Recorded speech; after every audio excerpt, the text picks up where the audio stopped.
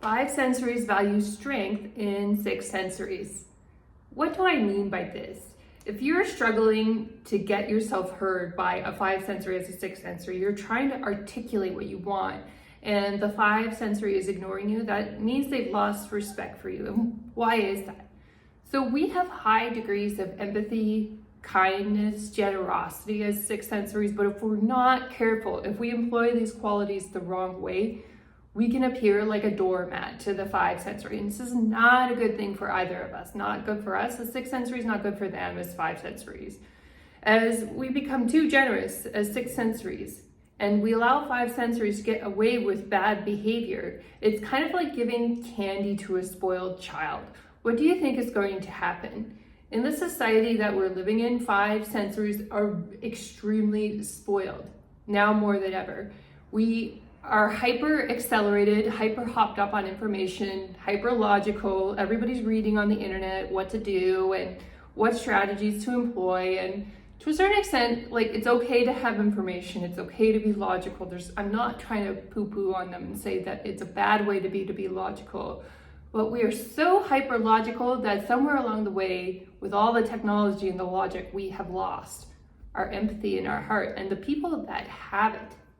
Sometimes if we're not careful and we're around people who are much more logic oriented, we can get ourselves in big trouble. We get our boundaries crossed, we get treated poorly because we are not discerning and we're not careful to evaluate a 5 sensories behavior, and they may behave badly and push the boundaries in subtle ways. And if we allow that to happen, then they keep pushing in harder ways until it becomes more and more disrespectful, and then they break the relationship with us. Could be a situationship, could be a relationship, could be a marriage, but the result is still the same. They're trying to break the whole relationship, the whole bond, because they're bored and they're looking for drama, they're looking for entertainment. That's what they do. And if you're aware of this as a 6 sensory, what you do is you feed them what they need in healthy ways. You don't talk to them about it. You don't go blah, blah, blah, blah. This is what we need for a healthy relationship. Take this class, do it with me. Because they don't respond to words. They only respond to your actions as a 6 sensory. So what do you need to do when they're being disrespectful? It means you haven't been strong enough. That's why this video is titled 5 sensories value strength. You have to really evaluate carefully everything that they're saying, every little agreement that they're making, and don't automatically agree to anything that they're putting out there for you to do. For example, if they're not texting you or telling you when to meet up and you'd made plans previously and they kind of ghosted, and then the next day they're like, well, why didn't you make the plans? Don't jump into that conversation right away and argue with them. In fact, my best recommendation is to leave it and don't talk to them. Or if you have a funny, pithy comeback to say, you can say that too.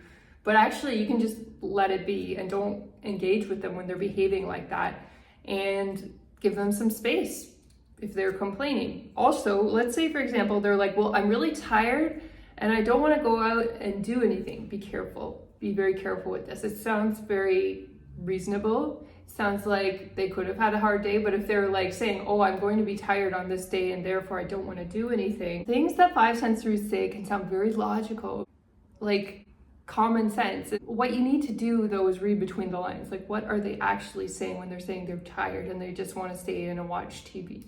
You have to be so careful to read in their games as 6 sensories, and then you kind of go, oh, that's what they mean, that's what they want to do, and I may or may not want to do that. So what you can say instead is go along with their story.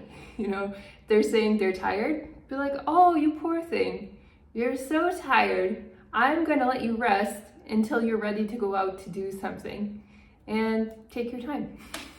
Say something like that, because you're buying into their story. It's very logical, but you're also setting your boundary. You're saying I want to go out somewhere and do something. I don't just want to stay inside all the time as a 6 sensory and do things that I may or may not want to do with my body, and that is up to you. That is your boundary.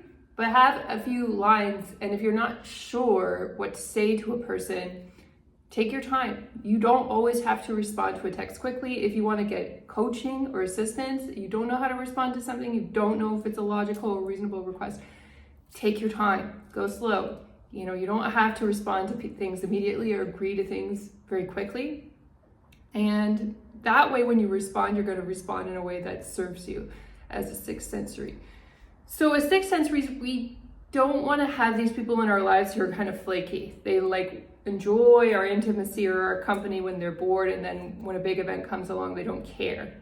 Or when you go through something in your life, like, for example, a family member is sick or something, they're not going to be there. We do not want these fair weather friends even in our lives. We want real, authentic people in our lives that are either our friends or our partners who are actually going to support us when things get tough. These people who are superficial, I guess they can come with you in a group and be distant friends and kind of be in the background. It's fine, but you don't want these people in the foreground of your life, in your inner circle. It's not wise, and they don't deserve to be there, right? They haven't shown you that loyalty. They haven't shown you that commitment, the good actions in order to keep you engaged and to keep you around.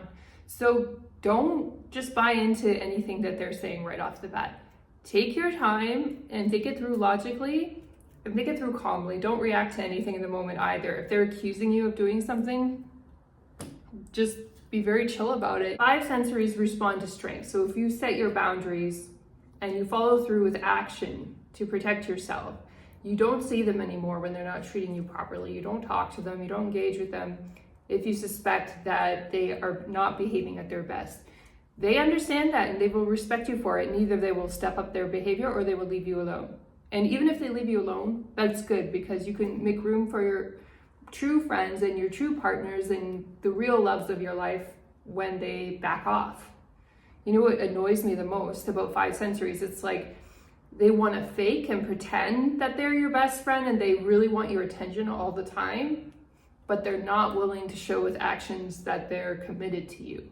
This is very annoying as someone with high degrees of empathy, because I'm I want to be empathetic to you, I want to be kind, but I can't, because you're not really showing me that you are that caring about me. And so that doesn't make any sense.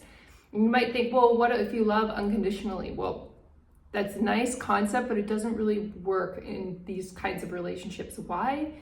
Because you give and give and give until you're exhausted. It's like Oprah says, it's she used to give money and she used to give to people until she was drained, and then they never give anything back to her. And then one day she realized she needed to love herself and not give her time and her money or energy to people who weren't giving back to her anymore, because she needed her time and energy and money for more important things. And it's the same with us as sixth sensories. We have to preserve our time, our energy, and our money for things that are extremely important and raise our vibration and allow us to help the planet and facilitate us having good energy and good relationships with people.